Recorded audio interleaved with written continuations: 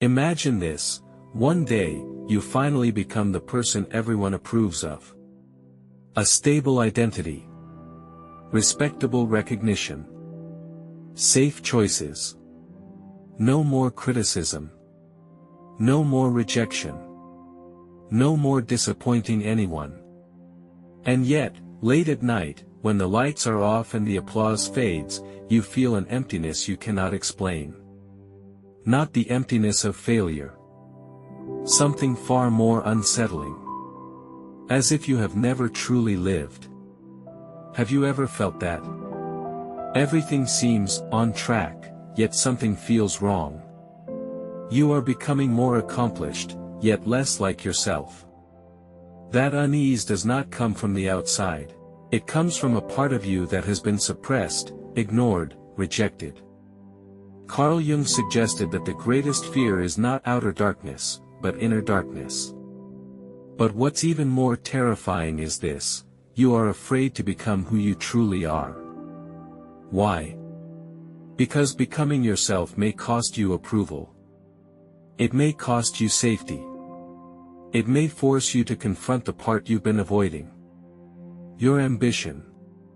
Your anger. Your desire. Your power. You were taught to be reasonable, polite, controlled. But what if the real you isn't entirely gentle? What if you have edges? What if you are bolder, more rebellious, more powerful than you were allowed to be? Would you dare to become that person? Or would you rather remain the version the world prefers? This is the theme we must confront. Become who you are afraid to be. It sounds inspirational. But it is a psychological revolution. Because the version of yourself you fear often contains the very strength you have not yet claimed. You suppress it. You rationalize it. You deny it. But it does not disappear. It turns into anxiety. Into self-doubt. Into quiet exhaustion. So here is the question: if you spend your entire life avoiding who you truly are, whose success are you really chasing? If you never allow yourself to exist fully, who is actually living your life? Perhaps the greatest danger is not failure. Perhaps it is living safely within boundaries and never touching your own depth. The true tragedy is not being rejected by the world. It is rejecting yourself first. So the question becomes unavoidable: will you continue to live safely, or will you risk becoming the person you are afraid to be? This is not about career. Not about money. Not about status. It is about whether you have the courage to face your deepest potential. And what you will discover next is that the reason you fear that version of yourself runs far deeper than you think. You are not afraid of becoming your true self because you are weak. You are afraid because, from a very early age, you learned to avoid a dangerous territory, your own inner world. Carl Jung called that hidden territory the shadow. Many people misunderstand the shadow, assuming it only represents evil or darkness. But more accurately, the shadow contains the parts of you that you were told you should not be. Your ambition, if too visible, was labeled selfish. Your anger, if too honest, was labeled unstable. Your sharpness, if too bright, was labeled arrogant. Your independence, if too firm, was labeled difficult. So you learned to hide. You trimmed yourself. Edited yourself. Polished yourself. You became agreeable. Appropriate. Just right. But the parts you suppressed did not disappear. Jung warned, until you make the unconscious conscious, it will direct your life and you will call it fate. You believe you are making rational choices. In reality, many choices are rooted in fear. You choose the safe career instead of the meaningful one. You choose acceptable expression instead of dangerous honesty. You choose harmony over confrontation. Friedrich Nietzsche warned of the last man, a human who avoids risk, depth, and greatness for comfort. Arthur Schopenhauer observed that we are enslaved not by reality, but by the imagined gaze of others. You think you are choosing. But often, you are avoiding becoming a certain kind of person. The bolder you. The more powerful you. The uncontrollable you. Because becoming that person may cost approval. It may cost comfort. It may demand responsibility. Here lies the psychological paradox: the more you repress the shadow, the more distorted it becomes. The more you deny your power, the more it turns into anxiety. The more you fear authenticity, the more exhausted you feel. Outwardly, you function well. Inwardly, you are divided. Have you noticed, when you appear most composed, you sometimes feel most empty? When you gain recognition, yet feel no real fulfillment? That is because your vitality has been split in two. One half is the permitted self. The other half is the suppressed self. Wholeness does not come from destroying the shadow. It comes from integrating it. Become who you are afraid to be feels unsettling because it forces you to confront a truth. What you fear is not the world's resistance, but your own unclaimed power. And yet, this is only the beginning. If the shadow were merely a personal struggle, it would be simpler. The deeper issue is this: society rewards the safe person and quietly punishes the authentic one. And over time, what you fear is no longer just becoming yourself, but becoming the version of yourself who might stand alone. What you are about to see next is how this fear silently shapes destiny.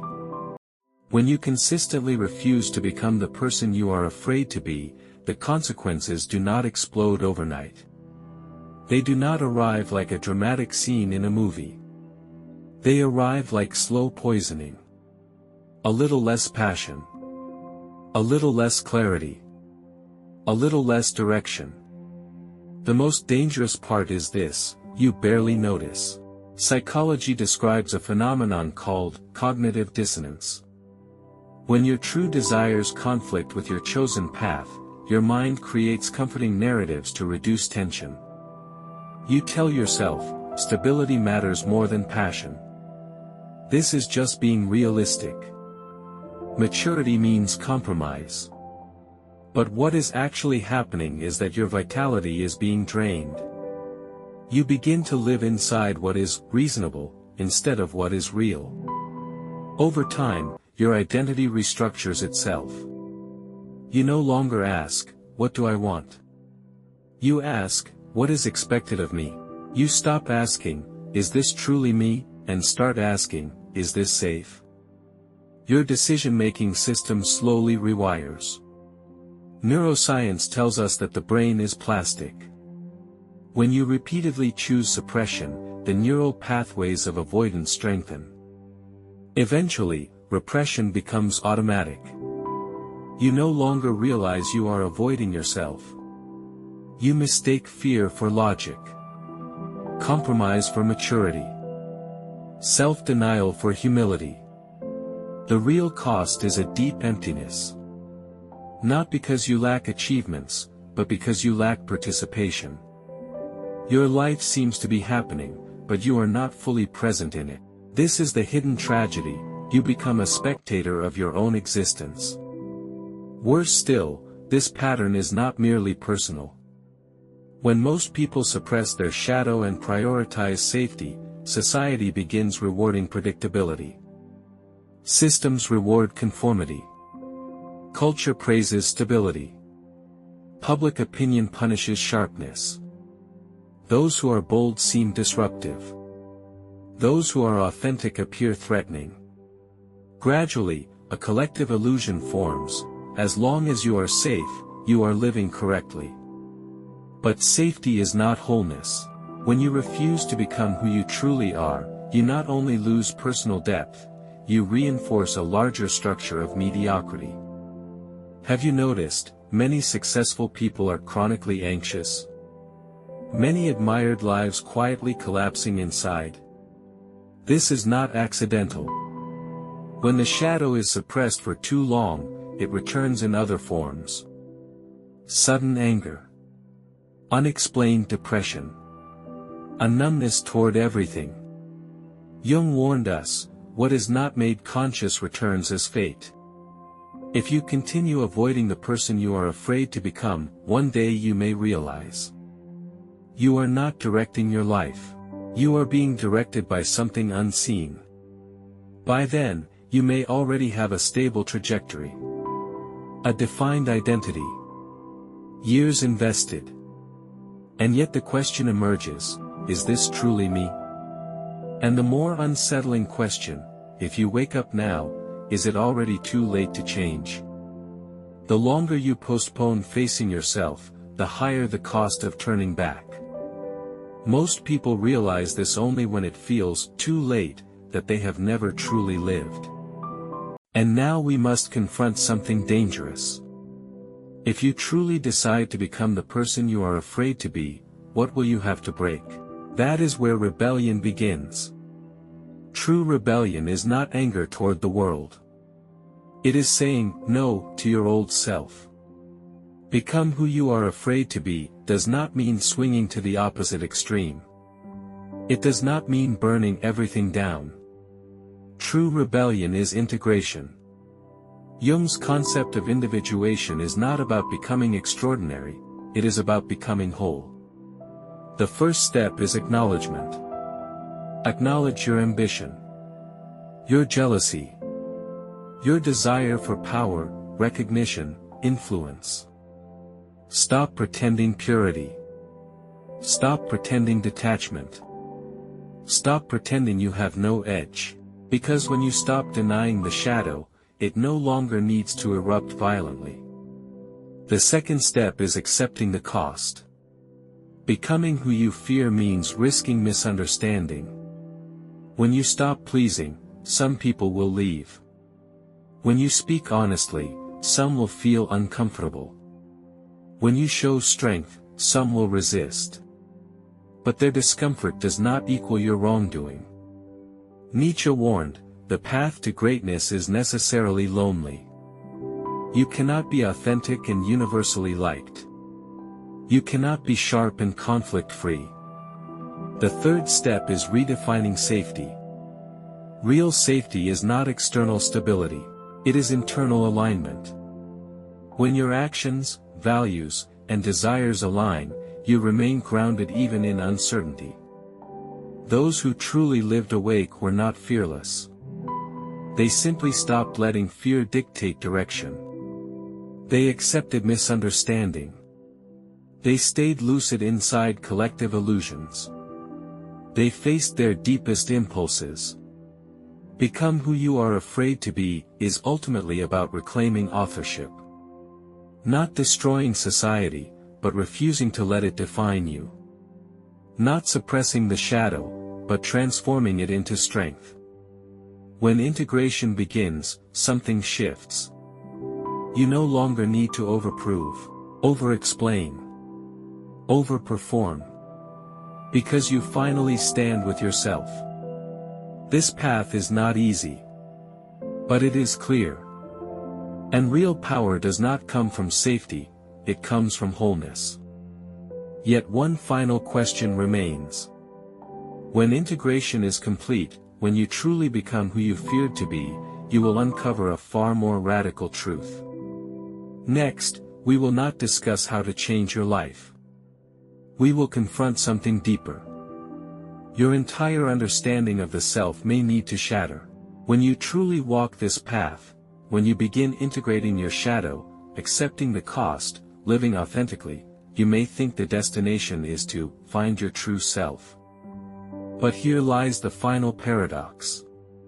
The true self is never a fixed identity. It is not a personality label. Not a stable image. Not even a clearly defined me. Jung's individuation is not about discovering a final version. It is about continual becoming. Become who you are afraid to be does not mean completing a transformation. It means preserving the capacity to transform. You fear becoming certain versions of yourself because it requires abandoning old self-concepts. But growth is not accumulation. It is dissolution. You must allow old identities to collapse. Allow others' perceptions of you to expire.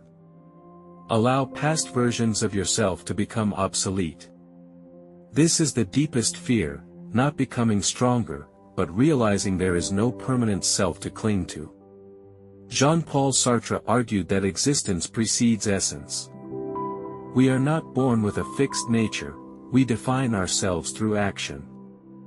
This means you are not a hidden, true self, waiting to be uncovered. You are a process of creation. And when you grasp this, fear changes shape. You no longer fear becoming someone new, because every identity is temporary. You no longer cling to approval, because approval cannot freeze something fluid.